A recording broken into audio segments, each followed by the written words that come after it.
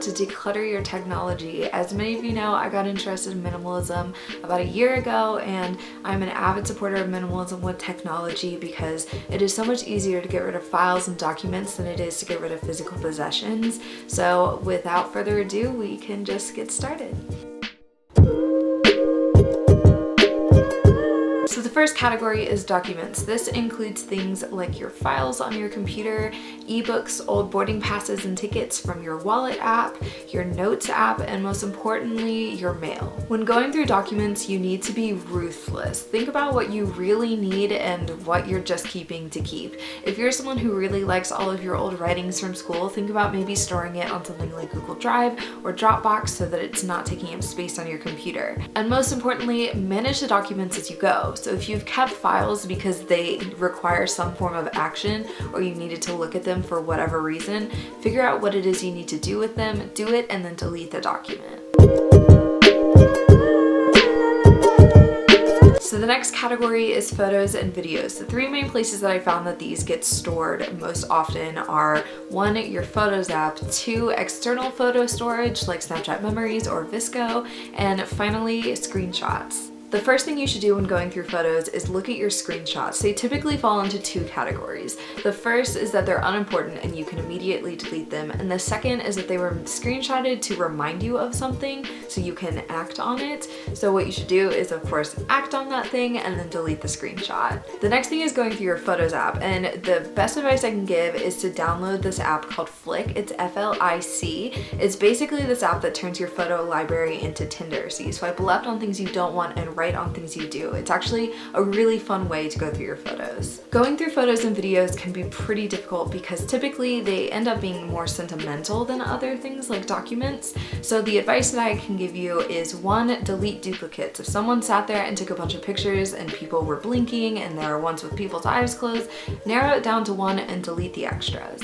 Another process that many people do is they delete everything but like 1 to 3 photos per day. The idea behind that is if you have one photo from that day that really captures the essence of the day, you will remember the day in its entirety, whether or not you have photos of everything you did. The next category is audio and video. So this includes things like your music playlist, your Shazam tracks, your podcast that you follow, and your voice memos. When it comes to music, it's pretty simple because you're not really deleting things, you're more just managing them. So I start with my playlist and I go through and I update them and I delete them, making sure that it's completely current to what I'm listening to. Then I go to my Shazam tags and I add anything that I really liked to my Spotify and I delete the rest, and I just delete all of the tags so that they're all gone. Then I go to my voice memos and I listen to everything. Typically my voice memos are things that I say to myself to remind myself of things. So I act on those things and then I delete them. And when it comes to podcasts, just delete the people that you don't actually like listening to.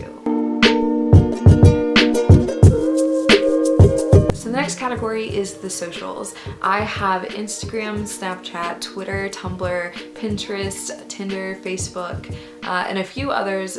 There are some that I probably am not on, but I get them all and I go through everyone that I'm following and I delete anyone that doesn't match like my aesthetic or my lifestyle. So if it's someone that I really don't like what they post, I'll just unfriend them or unfollow them, because ideally your social media feed should only be things that you like because you're only following people that you like what they post.